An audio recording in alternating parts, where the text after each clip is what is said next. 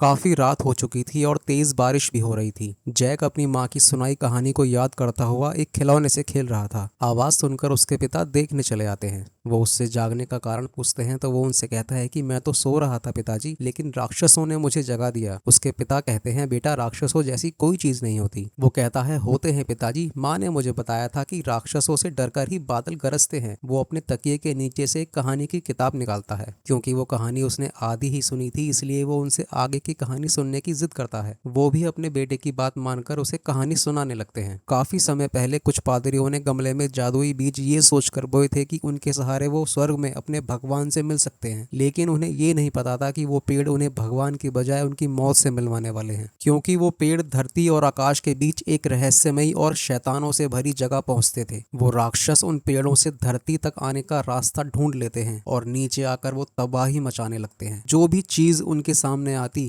वो उसे उठाकर अपने साथ ऊपर ले जाने लगे और इंसानों को शौक से खाने लगे। दूसरी तरफ ईसाबेल को भी उसकी माँ यही कहानी सुना रही होती है। वो आगे सुनाती है कि राजा एरिक ने पादरियों को उन राक्षसों को हराने का रास्ता खोजने का काम सौंपा। उन्होंने एक राक्षस का दिल निकालकर अपने मंत्रों से एक ताज बनाया और उसकी मदद से राजा ने उन्हें अपना गुलाम बनाकर वापस राक्षस लोक भेजकर उन्हें वहीं कैद कर दिया और धरती तक आने का रास्ता भी खत्म कर दिया ताकि वो कभी वापस ना आ पाए। राजा ने बचे हुए बीज अपने पास सुरक्षित रख लिए। उनके मरने के बाद उनके ताज और उन बीजों को भी उन्हीं के साथ दफना दिया गया ताकि कोई और उन राक्षसों का रास्ता ना खोल दे। जैक अपने पिता से पूछता है कि अगर वो कभी वापस आ गए तो हम उन्हें कैसे हराएंगे पिताजी। वो कहते हैं, अगर ऐसा हुआ तो राजा के शाही सैनिक उन्हें हरा सकते हैं। ये सुनकर जैक कहता है कि मैं भी शाही सैनिक बनूंगा पिताजी। उसके पिता कहते हैं कि बेटा राजा के शाही सैनिक उन्हीं के खानदान से होते हैं और हम तो बस मामूली लोग हैं और ये तो सिर्फ एक कहानी है, असल जिंदगी में ऐसा कुछ नहीं होता। दूसरी तरफ ईसाबेल अपनी माँ से कहती है कि लेकिन राजा एरिक तो असली थे ना माँ। वो कहती है, हाँ बिल्कुल असली थे, तुम उन्हीं की वंशज हो। और फिर कहानी को 10 साल बाद दिखाया जाता है। जैक अब बड़ा हो चुका है। उसके चाचा घर चलाने के लिए उसे अपना घोड़ा और गाड़ी बेचने उसी शहर भेज देते हैं जहाँ ईसाबेल रहती थी। जैक देखता है कि एक जगह उसी कहानी का नाटक हो रहा है जो उसने बचपन में अपनी माँ से सुनी थी। वो नाटक देखने टेंट में चला जाता है जहाँ ईसाबेल भी भेष बदलकर नाटक देख रही होती है। तभी कुछ लोग उसे छेड़ने लगते हैं। ये देखकर जैक उसे बचाने की कोशिश में उनसे मार भी खा लेता है। तभी उसके पीछे महल के सैनिक आ जाते हैं और वो ईसाबेल को लेकर वहां से चले जाते हैं। बाहर आने पर जैक देखता है कि उसका घोड़ा तो वहीं पर है लेकिन गाड़ी चोरी हो चुकी है। फिर कहानी में रॉड्रिक की एंट्री होती है जिसके साथ ईसाबेल की शादी होने वाली थी, लेकिन वो ये शादी सिर्फ दिखावे के लिए कर रहा था। उसका ईसाबेल से कोई लेना देना नहीं था। वास्तव में वो चाहता था कि शादी के बाद ईसाबेल किसी पहाड़ी से गिरकर मर जाए। वो एक कमरे में जाकर देखता है कि सारा सामान फैला पड़ा है और उसकी छुपाई हुई चीजों में से एक गायब है, लेकिन गमले में छुपा ताज अभी भी सुरक्षित है। वो अपने साथी से पादरी को ढूंढने के लिए कहता है। वो पादरी जैक को देख लेता है और उससे 10 सिक्कों के बदले घोड़ा खरीदने की पेशकश करता है। क्योंकि पादरी के पास अभी वो सिक्के नहीं थे, इसलिए वो जैक को कुछ बीज दे देता है। वो उससे उन बीजों को पादरी पीटर को देने के बदले अपने सिक्के लेने को कहता है और उससे साफ साफ और बहुत गहन आवाज में कहता है कि चाहे कुछ भी हो जाए, इन बीजों को गीला मत होने देना। इन बीजों में दुनिया बदलने की शक्ति है। जैक को उसकी बात पर विश्वास नहीं होता, लेकिन वो अपने सिक्कों के बदले उसका काम करने को तैयार हो जाता है। पादरी उसका घोड़ा लेकर महल से भागने की कोशिश करता है लेकिन पकड़ा जाता है। जैक बीजों को लेकर घर चला आता है। घोड़ा गाड़ी के बदले वो सिर्फ कुछ बीज लेकर आया था, इसलिए उसके चाचा उसे बहुत सुनाते हैं। वो कहता है कि मैं कल इन बीजों को चर्च ले जाकर पादरी को दे दूंगा, जिसके बदले मुझे सिक्के मिल जाएंगे। ये सुनकर उसके चाचा गुस्से में टेबल पर हाथ मारते हैं, जिससे बीज नीचे गिर जाते हैं। जैक उन सभी बीजों को तो उठा लेता है, लेकिन एक बीज गलती से फर्श के नीचे चला जाता है। दूसरी तरफ ईसाबेल अपने पिता से बिना किसी सैनिक के बाहर जाने की जिद करती है, क्योंकि उसे महल में घुटन महसूस होती थी, लेकिन उसके पिता उसे बाहर जाने की इजाजत नहीं देते। रात में ईसाबेल चोरी से महल से बाहर निकल जाती है। रॉड्रिक उस पादरी से बीजों के बारे में पूछताछ करता है, लेकिन वो उसे कुछ भी बताने से इनकार कर देता है, इसीलिए वो पादरी को मार देता है। इधर जैक के चाचा घर चलाने के लिए उसके पिता के बचे सामान को बेचने निकल जाते हैं। रात हो जाती है और तेज बारिश होने लगती है। ईसाबेल भटकते हुए जैक के घर पहुंच जाती है। वो दोनों बातें कर रहे होते हैं तभी उस गिरे हुए बीज तक बारिश का पानी पहुंचने लगता है। बीज तक पानी पहुंचते ही वो अंकुरित होने लगता है और उस बीज से एक विशालकाय पेड़ बनने लगता है और जैक के पूरे घर को ही अपने साथ ऊपर ले जाने लगता है। इसाबेल और जैक भी घर के साथ ऊपर जाने लगते हैं। क्योंकि जैक को ऊंचाई से डर लगता था इसलिए वो घबरा जाता है और नीचे गिरने वाला होता है कि इसाबेल उसे पकड़ लेती है, लेकिन बारिश की वजह से वो उसके हाथ के कड़े के साथ ही नीचे गिर जाता है। अगली सुबह राजा और रॉड्रिक अपनी पूरी सेना के साथ उसे ढूंढने निकल जाते हैं, जहां उसे जैक के हाथ में इसाबेल का कड़ा मिलता है। जैक उसे बताता है कि इसाबेल भी घर के साथ ऊपर चली गई है।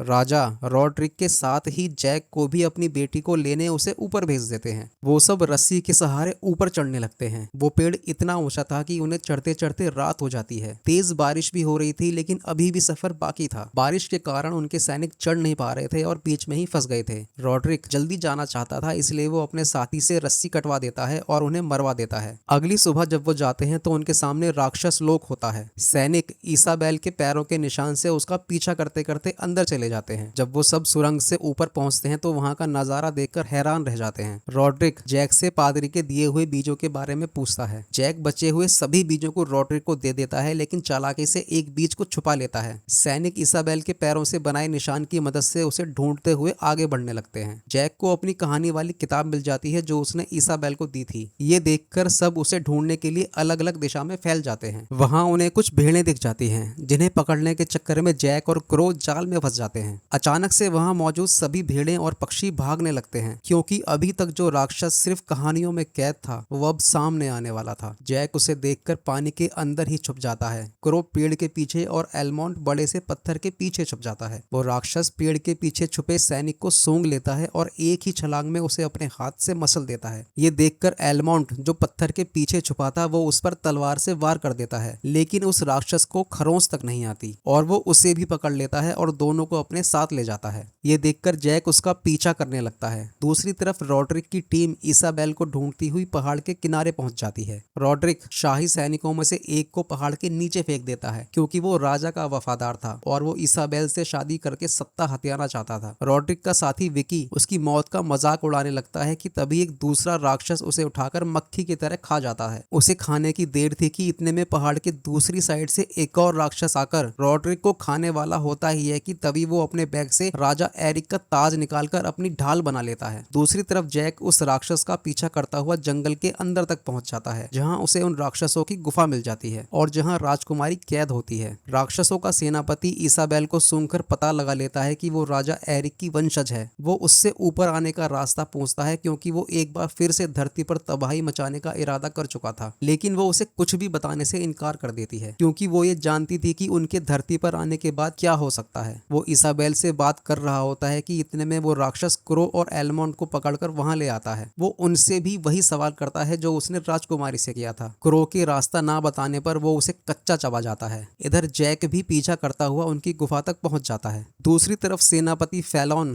राजकुमारी से धरती का रास्ता ना बताने पर उसे खाने की धमकी देता है। ये बात सुनकर वहां एक दूसरा राक्षस फैलॉन से उसे खाने की इच्छा प्रकट करता है। ये सुनकर उसे गुस्सा आ जाता है और वो उसे अपने हथियार से घायल कर देता है। वो राक्षस फैलॉन को अपना राजा मानने से इनकार कर देता है। इतने में रॉड्रिक राजा एरिक का ताज पहनकर वहां आ जाता है। उस ताज की वजह से सभी राक्षस उसके आगे घुटने टेक देते हैं क्योंकि वो ताज उनके दिल से बना था और जब तक वो ताज रहेगा उन राक्षसों की सांसें चलती रहेंगी। इसका फायदा उठाकर वो फैलॉन को भी अपने आगे झुका लेता है और उनका राजा बन जाता है। दूसरी तरफ जैक गुफा में घूमता हुआ उनके खजाने तक पहुंच जाता है और इधर रॉड्रिक राक्षसों को अपने साथ धरती पर चलने का आदेश देता है ताकि वो उनकी मदद से पूरी दुनिया पर कब्जा कर सके। एक राक्षस इसाबेल को जेल में बंद कर देता है और एलमोंड को आटे में लपेटकर उसे पकाने की तैयारी करने लगता है। जैक भी चोरी छुपे वहां पहुंच जाता है। जैक पहले तो इसाबेल को खोलने की कोशिश करता है लेकिन खोल नहीं पाता। फिर वो एलमोंड को बचाने की कोशिश करने लगता है लेकिन वो राक्षस उसे भट्टी पर रख देता है और उसे पकाने लगता है। फिर वो इसाबेल को काटने वाला होता ही है कि इतने में जैक ऊपर से एक खंजर उसकी पीठ में घोंप देता है जिससे वो घायल हो जाता है और अपने आप को बचाने की कोशिश में मारा जाता है। इधर धरती पर सभी लोग बसेरा बना लेते हैं और ऊपर गए सभी लोगों का इंतजार करने लगते हैं। किंग ब्रमवेल अपने सेनापति से पेड़ काटने की बात करता है क्योंकि उसे पता था कि अगर वो राक्षस धरती पर आ गए तो कोई भी जिंदा नहीं बचेगा। राजकुमारी जैक और एलमोंड नदी को फॉलो करते हुए पेड़ तक पहुंचने की कोशिश करते हैं, लेकिन रॉड्रिक ने एक राक्षस को उन तीनों को पकड़ने के लिए भेजा था जो रास्ते में ही सो रहा था। जैक उसे उठाने के लिए उसके हेलमेट में मधुमक्खी का पूरा छत्ता डाल देता है और वहां से भागकर एक पत्थर के पीछे छुप जाता है। वो तीनों पत्थर के पीछे छुपकर उसके उठने का इंतजार करने लगते हैं, लेकिन कुछ देर बीत जाने पर भी कुछ नहीं होता। वो तीनों एक दूसरे की तरफ देखते हैं, तभी अचानक से वो राक्षस उठकर इधर उधर भागने लगता है और लास्ट में एक मक्खी उसे पहाड़ से नीचे गिरा देती है। उसके गिरते ही राजकुमारी जैक को गले लगा लेती है। ये देखकर एलमोंट उन्हें थोड़ा अजीब निगाह से देखने लगता है। वो जैक से राजकुमारी को सही सलामत नीचे ले जाने के लिए कहता है और खुद रॉड्रिक से उस ताज को वापस लेने के लिए निकल जाता है। इधर नीचे कुछ पादरी प्रार्थना कर रहे होते हैं, तभी उन्हें ऊपर से वो राक्षस गिरता हुआ नजर आता है और नीचे गिरते ही वो मारा जाता है। राजा उसे देखकर तुरंत पेड़ काटने का आदेश दे देता है, क्योंकि राजकुमारी अभी भी ऊपर ही होती है, इसलिए सेनापति थोड़ा हिचकिचाता है, लेकिन राजा अपनी जनता को बचाने के लिए खुद ही पेड़ काटने का फैसला करता है। दूसरी तरफ राजकुमारी और जैक को उतरते उतरते रात हो जाती है और इधर नीचे सभी सैनिक पूरे जोर शोर से पेड़ काटने में लगे होते हैं। अगली सुबह सभी राक्षस रॉड्रिक की अगुवाई में नीचे उतरने की तैयारी कर रहे होते हैं। तभी मौका पाकर एलमोंट रॉड्रिक पर हमला कर देता है और दोनों एक गुफा में गिर जाते हैं। हाथापाई में रॉड्रिक के हाथ से बचे हुए बीजों की पोटली नीचे गिर जाती है। एलमोंट रॉड्रिक के सीने में चाकू घोंप देता है, जिससे वो घायल होकर भागने लगता है और मारा जाता है। इसका फायदा उठाकर सेनापति फेलॉन उसका ताज ले लेता है और फिर से राक्षसों का राजा बन जाता है। इधर सब नीचे पेड़ काटने में लगे होते हैं और इसाबेल और जैक